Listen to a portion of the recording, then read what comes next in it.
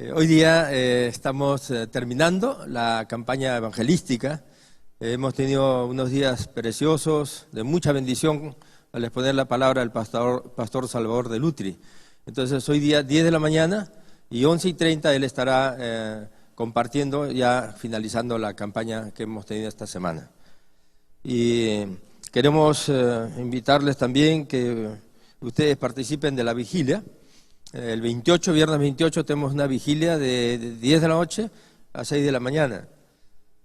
Considerar la vigilia como parte del desarrollo de la vida nuestra.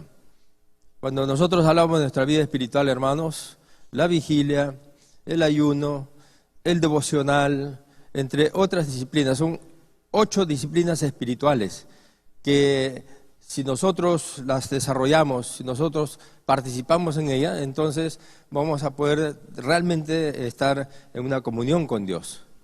Cuando sale de comunión con Dios, si no tenemos la experiencia de estas disciplinas espirituales, es difícil saber que realmente uno tenga una verdadera comunión con Dios. Por eso la Iglesia programa las vigilias, los ayunos, para animarnos a participar de esto.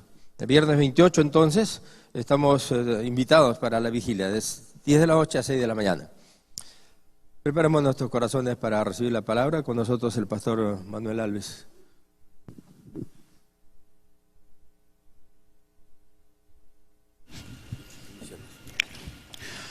Muy buenos días, hermanos. Vamos a inclinar nuestros rostros y vamos a tener una palabra de oración antes de acercarnos a su palabra.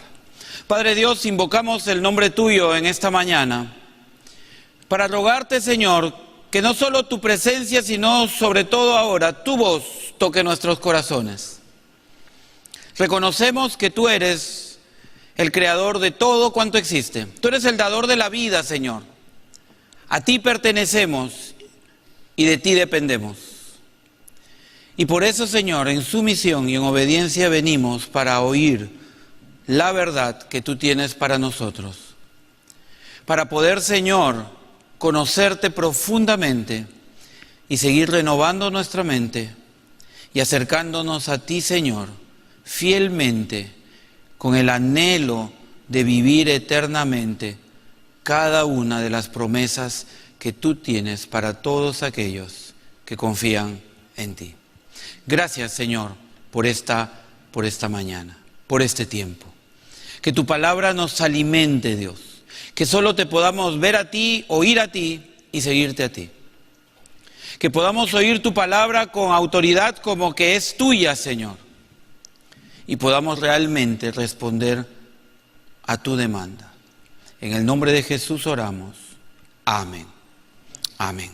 Vamos a abrir nuestras Biblias en Hebreos capítulo 7 y vamos a estar leyendo del verso 4 hasta el 10. Hebreos capítulo 7, del verso 4 hasta el 10. Dice así la palabra del Señor. Hebreos 7, del 4 al 10. Considerad pues la grandeza de este hombre a quien Abraham, el patriarca, dio el diezmo de lo mejor del botín. Y en verdad, de los hijos de Leví, que reciben el oficio de sacerdote, tienen mandamiento en la ley de recoger el diezmo del pueblo, es decir, de sus hermanos, aunque estos son descendientes de Abraham. Pero aquel cuya genealogía no viene de ellos, recibió el diezmo de Abraham y bendijo al que tenía las promesas. Y sin discusión alguna el menor es bendecido por el mayor. Aquí, ciertamente, hombres mortales reciben el diezmo, pero allí lo recibe uno de quien da testimonio de que vive.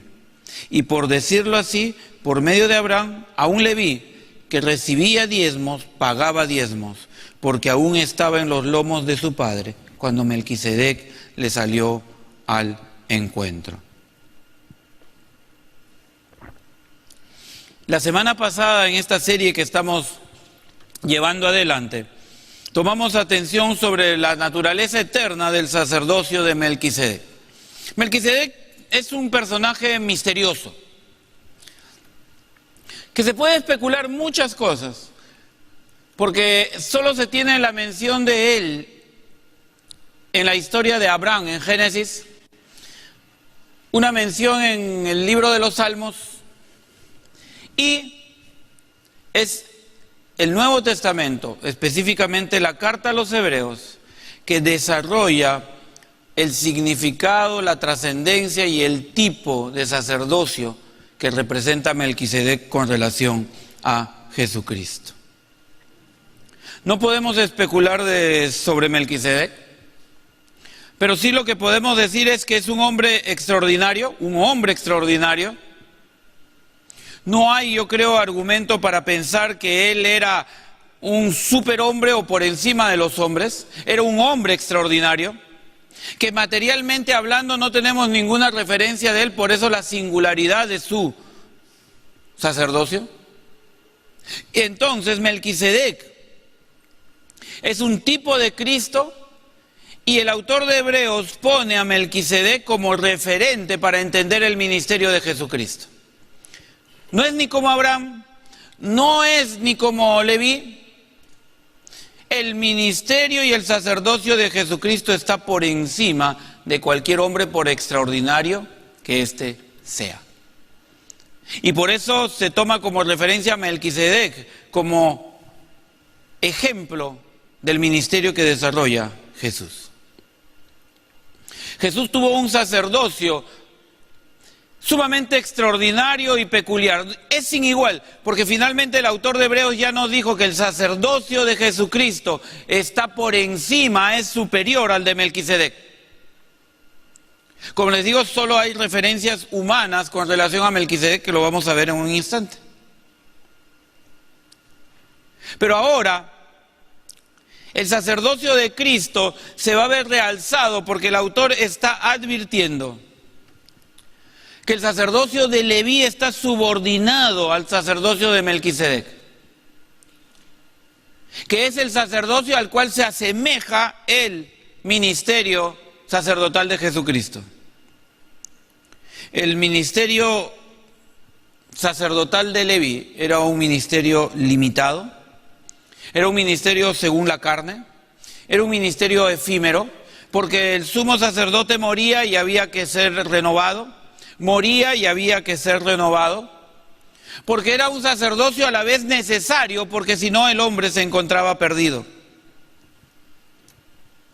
Por eso, si Jesucristo es el gran sumo sacerdote de los hombres, necesita ser un sacerdote de otro orden. Pero veamos en primer lugar el sacerdocio único de Melquisedec. El autor de Hebreos se dedica y toma atención al sacerdocio de Melquisedec para poder entender nosotros la trascendencia, la importancia y la necesidad del sacerdocio de Cristo, y que este sacerdocio esté por encima de todos los demás sacerdocios hasta ahí conocidos. En términos materiales, como les digo, el sacerdocio de Jesucristo tenía que ser como el de Melquisedec. Tenía que ser un sacerdocio eterno, supremo, porque esa es nuestra única esperanza para poder ser salvados. Y el sacerdocio tenía que estar sometido a Cristo, de modo tal que nos pueda llevar ese sacerdocio de Cristo a ver la mismísima gloria de Dios, de manera permanente. Recordemos, el sacerdocio es el hombre que intercede por los hombres. La idea es esta. Esta es la congregación, este es el pueblo. Hay un Dios y yo en nombre de todos ustedes vengo delante de Dios e intercedo. Esa es la función sacerdotal. En cualquier religión, el sacerdote representa al pueblo y en nombre del pueblo se presenta delante de Dios. En el orden hebreo, el sumo sacerdote solo podía venir a la presencia de Dios una vez al año, para expiar el pecado de todo el pueblo, absolutamente de todo el pueblo. Más allá que la gente del pueblo tenía la obligación, o la conciencia debía tenerla, de entender su pecado y venir vez tras vez al lugar de adoración a sacrificar un cordero o a presentar ofrenda de gratitud a Dios. La gran expiación era una vez al año, y esto se debía en general porque el sacerdote decía: el pueblo peca, no todos vienen, me toca interceder delante del pueblo más allá de su conciencia, pidiéndole a Dios que les perdone. Los que conocen la historia de Job, es la misma figura.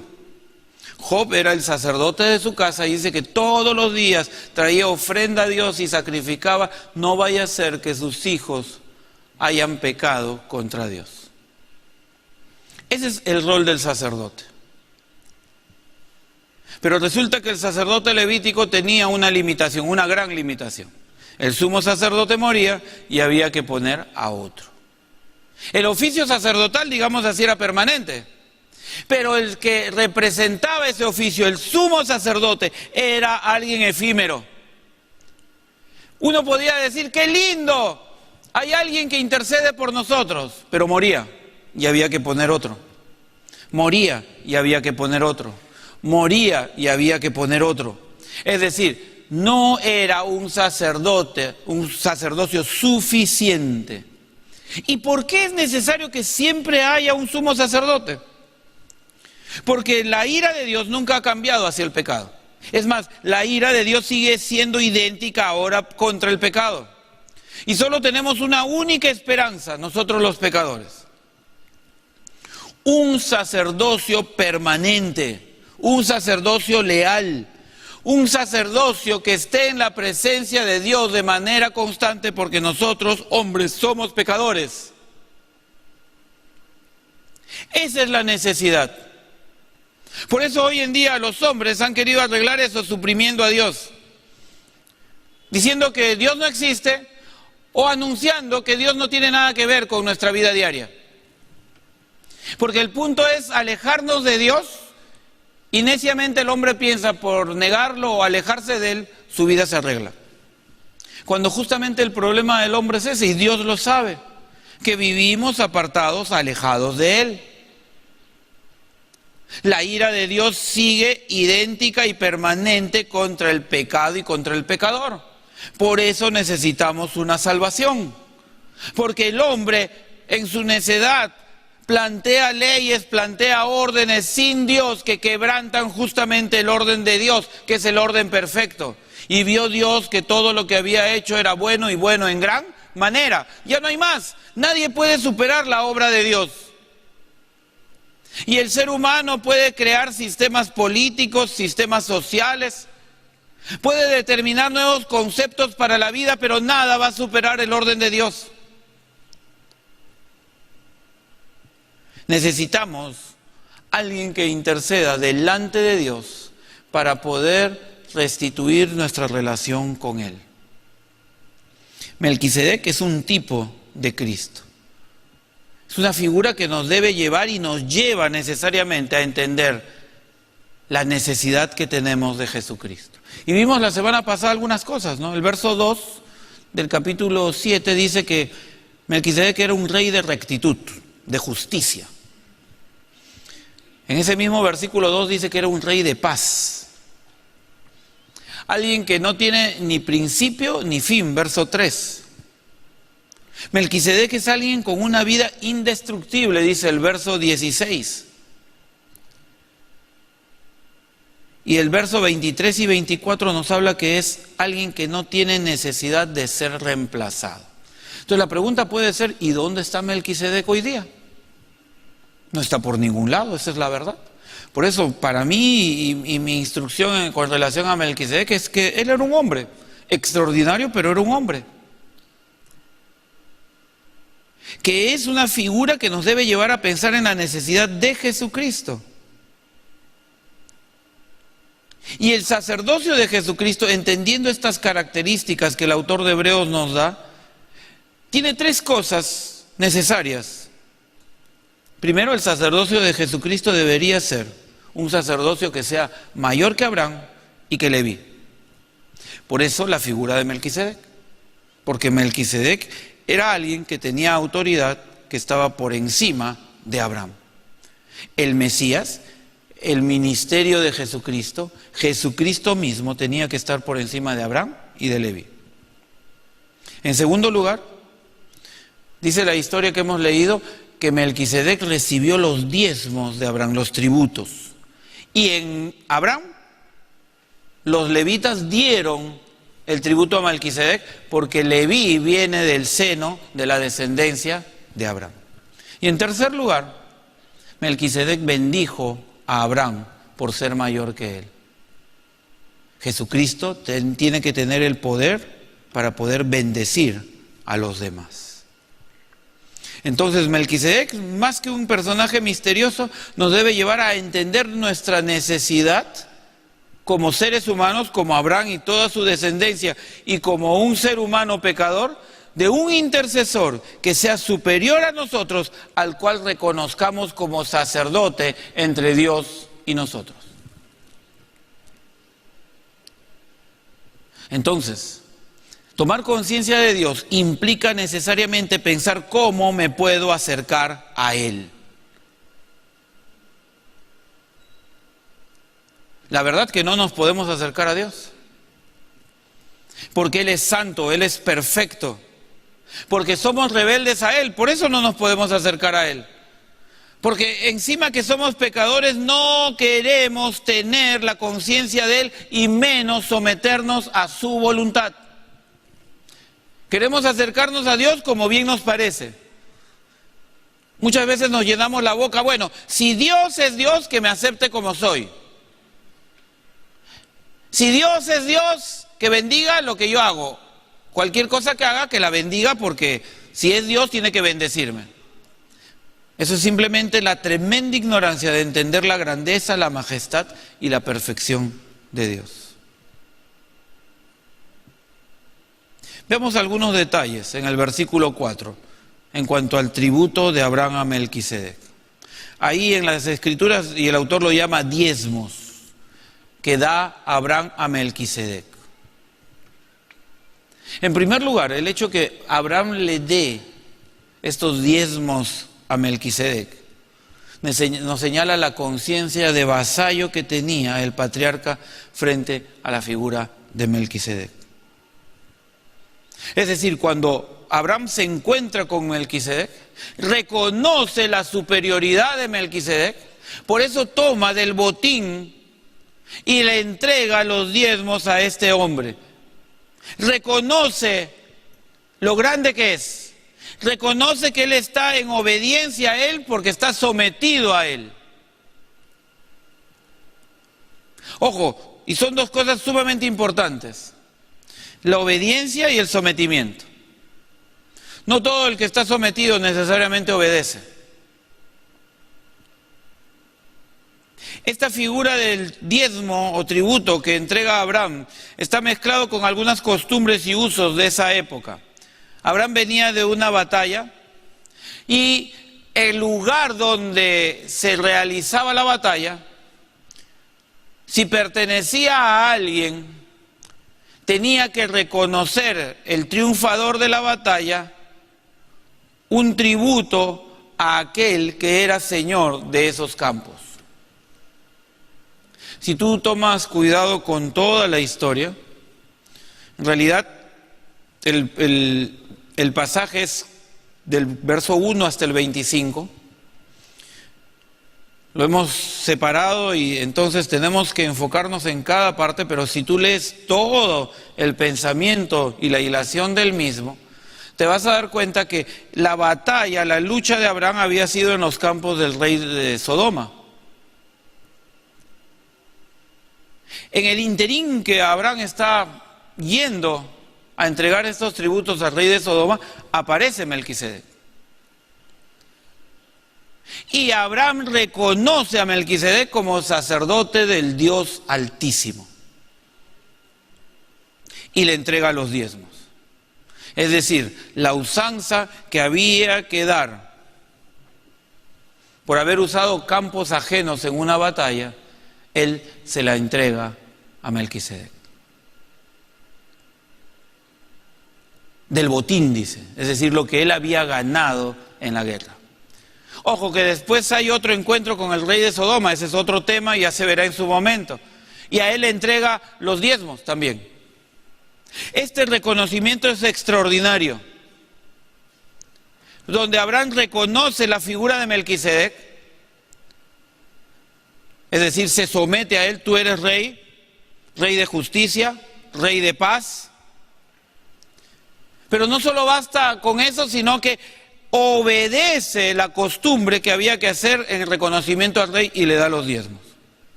Obediencia y sometimiento. Yo puedo decir que creo en Dios, puedo saber muchas cosas de Él, pero no estoy dispuesto a obedecerle. Abraham en este acto muestra cómo debemos acercarnos al gran sumo sacerdote, que es Jesucristo, en sometimiento y en obediencia. Abraham reconoce que él estaba por debajo de esta extraordinaria figura que es Melquisedec.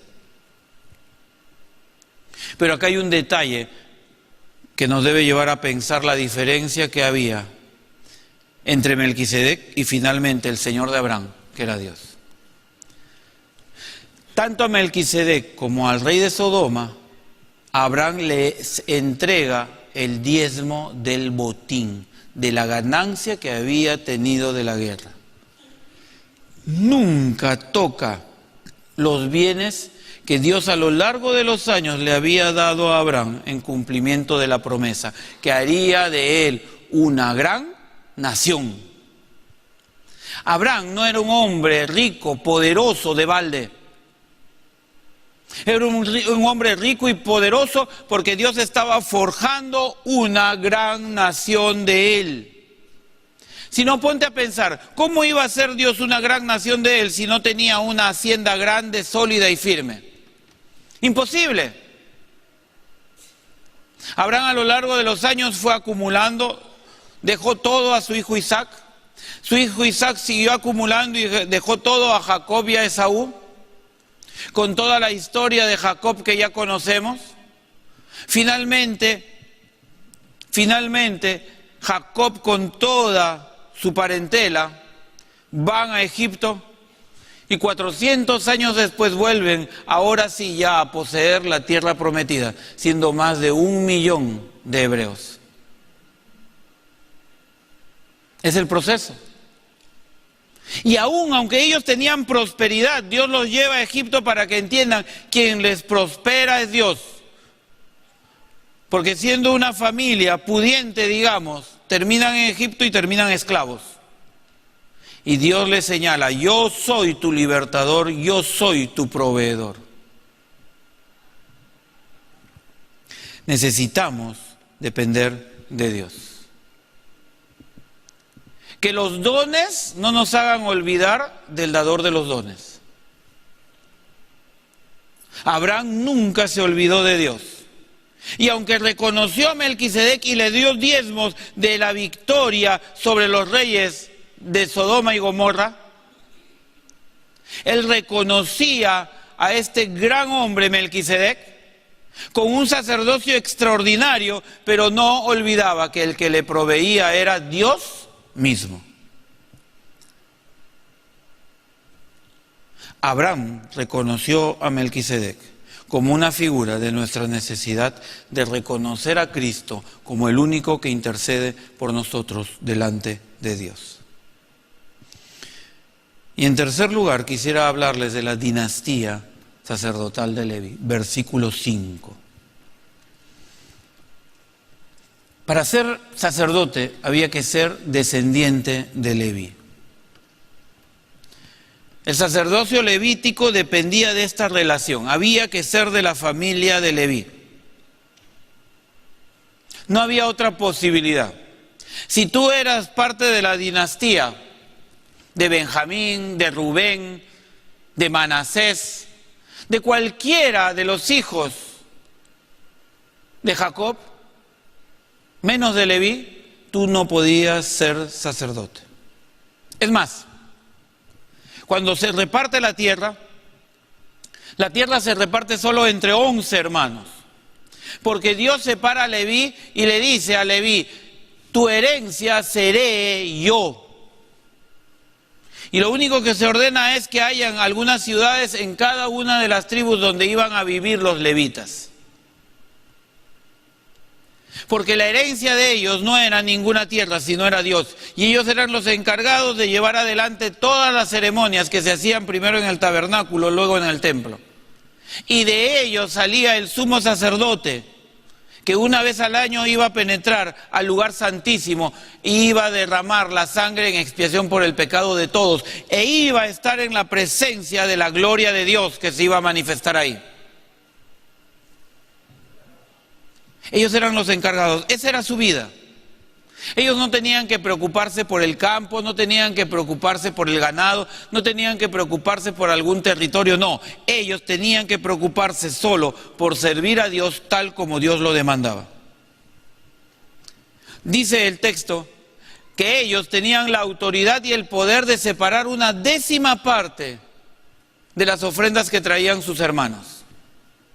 Y esto en razón de lo que ya les expliqué, ellos no tenían territorio, ellos no sembraban, no cuidaban ganado. Entonces, en la ley había cierto tipo de ofrendas donde ellos tomaban la 10ª parte para tener para sus alimentos, de ellos y de sus familias. Dice que ellos tenían la potestad. Y ellos solo podían tomar de sus hermanos la 10ª parte. Ahora, Cristo es mucho más que un hermano, porque Él está sobre la casa de Dios. La demanda de Cristo para nosotros y lo que Cristo puede tomar de nosotros es mucho mayor.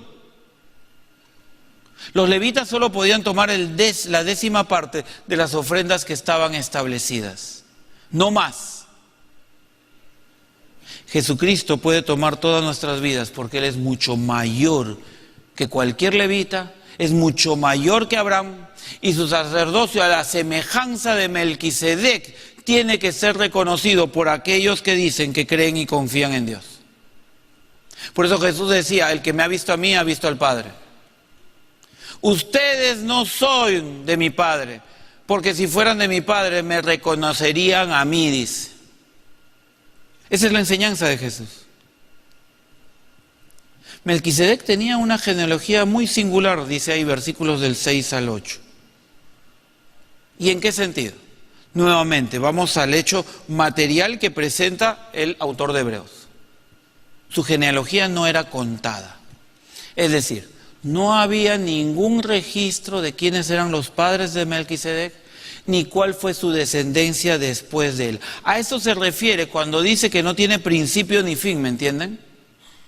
No hay ninguna afirmación por ningún lado para poder decir que este es un ser divino. No lo hay. Simplemente es un hombre sacerdote extraordinario. La genealogía era sumamente importante en cualquier tipo de sacerdocio, sobre todo en el levítico. Porque solo los de la tribu de Leví podían ser sacerdotes. ¿Recuerdan al padre de Juan el Bautista, Zacarías? Él era de la tribu de Leví. Pertenecía a la tribu de Leví. Por eso él ministraba. Y cuando está en el lugar santo, poniendo el incienso, haciendo las oraciones, es que el ángel se le aparece y le dice que va a ser padre de Juan. Por eso hay una clara distinción entre el sacerdocio de Melquisedec y el sacerdocio levítico. Y por eso el autor asemeja el sacerdocio de Jesucristo al de Melquisedec. Porque Jesucristo no era de la tribu de Leví. No estaba bajo la genealogía o la descendencia de Leví.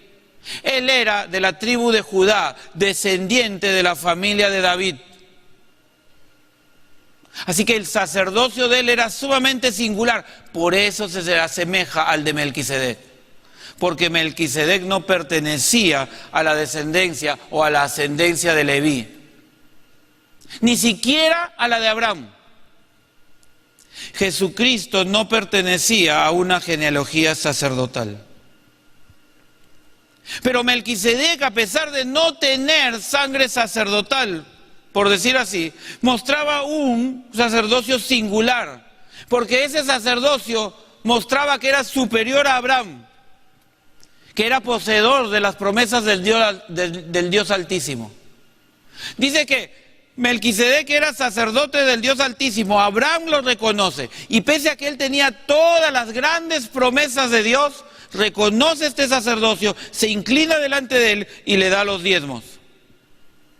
Así que la superioridad de Abraham se quebranta delante de Melquisedec. Y esto queda más claro cuando Melquisedec bendice a Abraham. ¿Esto qué significa? Melquisedec es mayor que Abraham, por eso le bendice a él. ¿Entiendes todo el orden y todo el significado? Esto es sumamente importante ahora que vivimos tiempos de desorden y de rebelión. No sé cómo la gente no se extraña, o mejor dicho, se siguen extrañando de todo lo que pasa en la calle, cuando la actitud con la que se nos forma hoy en día y se enseña hoy en día es de la rebelión, de no reconocer a la autoridad, de querer que todo el que dice que es autoridad haga lo que tú caprichosamente quieres recibir. Y ese es el conflicto social hoy en día, porque el sentido de autoridad se ha perdido totalmente. Abraham reconoció la autoridad, se sometió a ella, obedeció la ley, entregó el diezmo y entonces la autoridad pudo bendecir a Abraham. No es que Abraham vino y primero demandó caprichos. No es que Abraham vino y dijo yo tengo derecho a, sino que Abraham vino y cuando encontró a Melquisedec renunció a sus derechos, entendió que él era superior, se sometió a él y le entregó los diezmos. Porque Melquisedec era fuente de bendición, porque es superior a mí. En ese sentido, el sacerdocio de Melquisedec es semejante al de Cristo. O Cristo, siguiendo el orden cronológico, es semejante al sacerdocio de Melquisedec. Por eso, delante de Jesucristo tenemos que reconocerle como tal y someternos a su voluntad. Al de Cristo, no al de Leví. Versículos 9 y 10, el sacerdocio de Leví era inferior al de Jesucristo. ¿Por qué? Dice, en cuanto a Abraham, de estar en.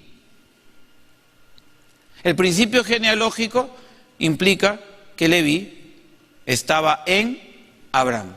Así que cuando Abraham le entrega los diezmos, reconoce a Melquisedec, está sometiendo a toda su descendencia, a Isaac, a Jacob, a los 12 hijos de Jacob, y entre ellos estaba Leví, al sacerdocio de Melquisedec. Estaba subordinado a él. Entonces, el autor, pensando en los hebreos, que era a quien estaba dirigida esta carta, les hace ver, el sacerdocio de Jesucristo no es semejante al de Leví, tampoco tiene que ver con la autoridad o la superioridad de Abraham, sino tiene que ver con Melquisedec, delante del cual Abraham reconoció su autoridad, se subordinó a él y lo reconoció como gran sumo sacerdote del Dios Altísimo. De esa naturaleza es Jesucristo. Y entonces nos toca reconocer lo extraordinario de Jesucristo por encima de Leví, por encima de Abraham, y como ya lo enseñó el autor de Hebreos, por encima incluso del sacerdocio de Melquisedec. Porque necesitamos un nuevo y mayor sacerdote. Sí, Melquisedec no se sabe cuál es su principio ni cuál es su fin, no se conoce de su descendencia. Podemos decir que no murió porque nunca se habló más de él. Pero el sacerdocio de Jesucristo es superior porque sabemos de dónde Él vino y Él procede del Padre. Él vino para interceder por nosotros.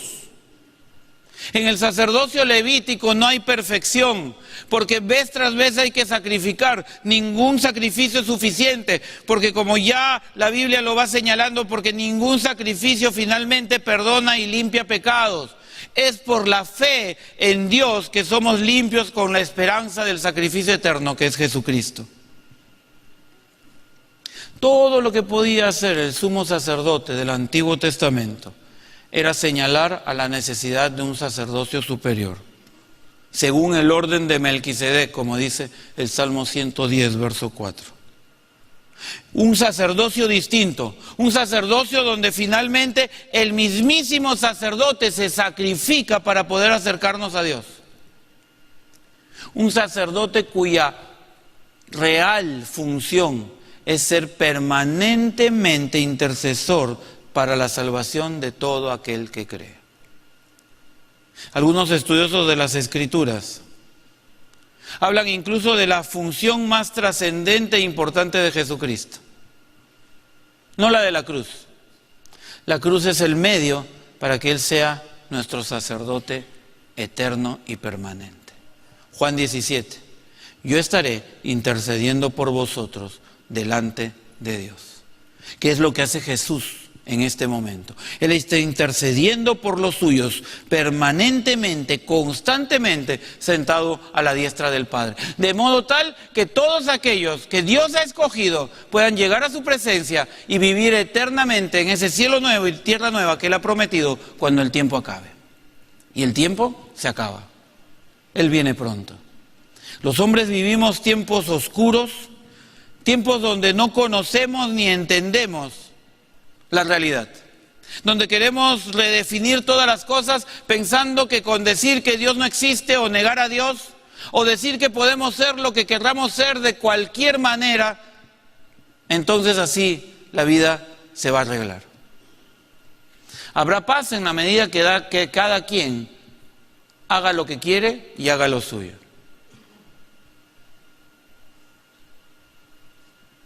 Y no entendemos que eso es aún mayor caos. Porque si no somos capaces de someternos a la autoridad, si lo que hay que reconocer es que cada uno puede ser lo que quiere y puede hacer lo que quiere, simplemente estamos poniendo una bomba de tiempo para que el conflicto cada día sea mayor, mayor y mayor. Porque todos exigimos derechos y todos exigimos que nos dejen hacer lo que bien nos parece. Eso ya se probó. Lee el libro de Jueces y te vas a dar cuenta que eso lo único que sirve es para llevarnos a un mayor caos y a una gran pérdida. El libro de Jueces acaba con este versículo: y cada quien hacía lo que bien le parecía. Era el fracaso de la nación de Israel. Porque nadie obedecía a nadie. Nadie sabía a quién había que seguir. Todo el mundo hacía lo que bien le parecía y vivían en caos. Lo único que es certero para estos días es que el hombre va a caer en el caos. Como que ya vivimos en el caos y nuestra única esperanza es el sacerdocio permanente de Jesucristo, que nos puede volver al orden establecido, reconocer a Dios como Señor y Creador, como el autor y consumador de la vida y de toda gracia, y entonces dispuestos a volver a Él, reconociéndole como Dios, reconociéndole como Señor y obedeciendo para tener vida en Él. Vamos a inclinar nuestros rostros y vamos a orar. Padre Dios, te queremos dar gracias por esta mañana que tú nos has permitido llegar a tu casa. Yo te ruego, oh Dios, que tú obres en nuestros corazones. Tenemos tanta necesidad de ti, oh Dios, tanta necesidad. Ayúdanos a reconocerte a ti, oh Dios, y a Jesucristo como aquel que intercede por nosotros delante de ti. Jesús dice: el que me ha visto a mí, ha visto al Padre. Permítenos verte, oh Dios, en Jesucristo y volver a ti, reconociendo que debemos estar sometidos a Cristo, reconociendo nuestro pecado y dispuestos a obedecerte para que tú nos perdones, porque el perdón solo viene de ti. No hay justo ni a uno, no hay nadie bueno delante de ti, Señor. Te rogamos que Jesucristo, con su sacerdocio permanente, efectivo y suficiente, nos permita volver a ti. Si en esta mañana tú...